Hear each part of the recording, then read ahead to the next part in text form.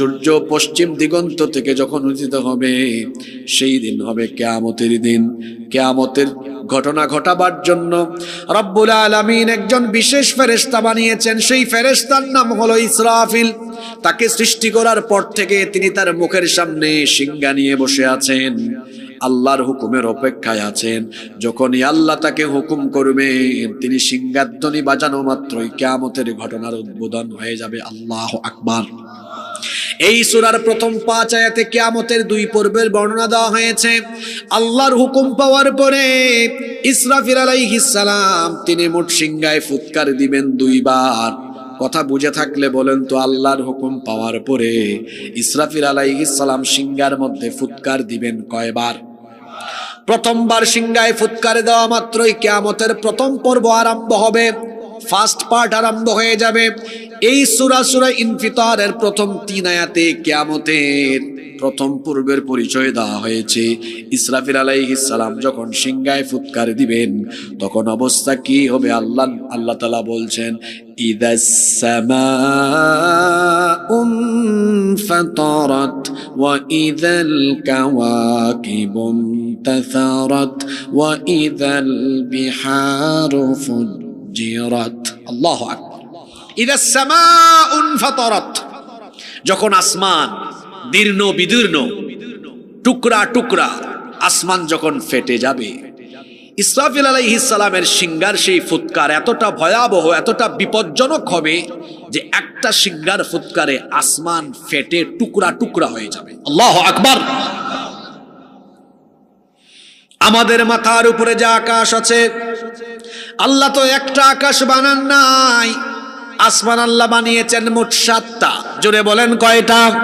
এজন্য আল্লাহ তাআলা বলেছেন, আল্লাযী খালাকা সাবআ সামাওয়াতিন তিবাকা,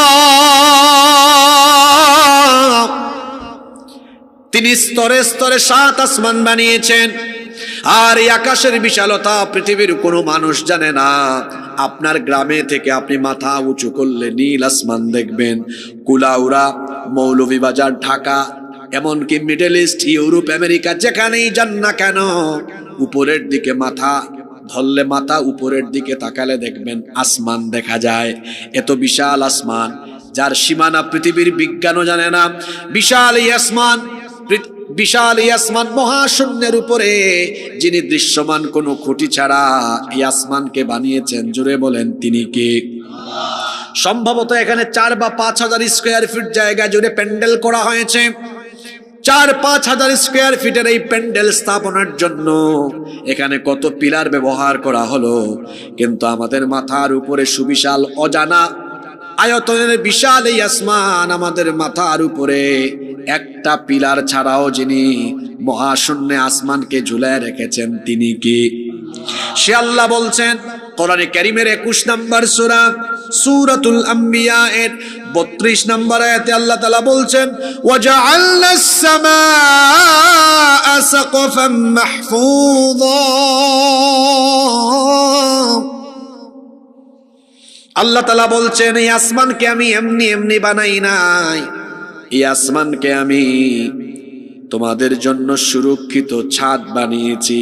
পৃথিবীতে তোমরা যারা বসবাস করো, তোমাদের প্রোটেকশনের জন্য, সিকিউরিটির জন্য এই আসমানকে সুরক্ষিত ছাদ যিনি বানিয়েছেন, তিনি কে? The sky has been built as a roof for the protection of the earth. আসমানকে আল্লাহ তাআলা পৃথিবীবাসীর সুরক্ষার জন্য সুরক্ষিত ছাদ বানিয়েছেন।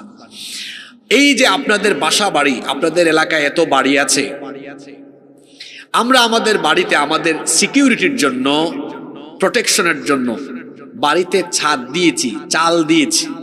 বলেন তো, আমরা যদি চাল বা ছাদ না দিতাম, তাহলে শীতকালে রাতের বেলা কি আমরা বাড়িতে ঘুমাতে পারতাম?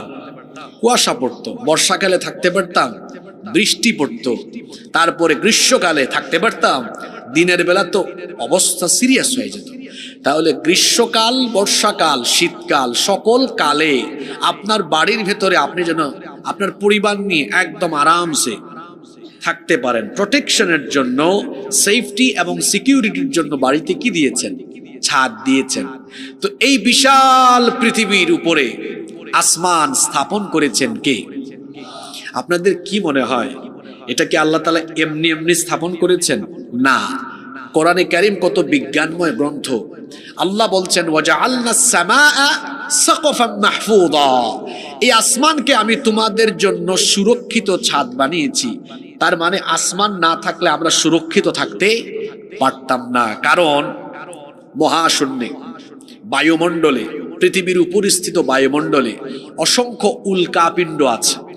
যদি কোনো একটা উল্কা পৃথিবীতে পড়ে যেত, পৃথিবীর গাছপালা, উদ্ভিদ, প্রাণী, মানুষ, জীবজন্তু যা আছে মুহূর্তের মধ্যে সবকিছু জ্বলে পুড়ে ছারখার হয়ে যেত। একটা উল্কাও যেন পৃথিবীতে পড়তে না পারে। আল্লাহ তাআলা আসমানকে আমাদের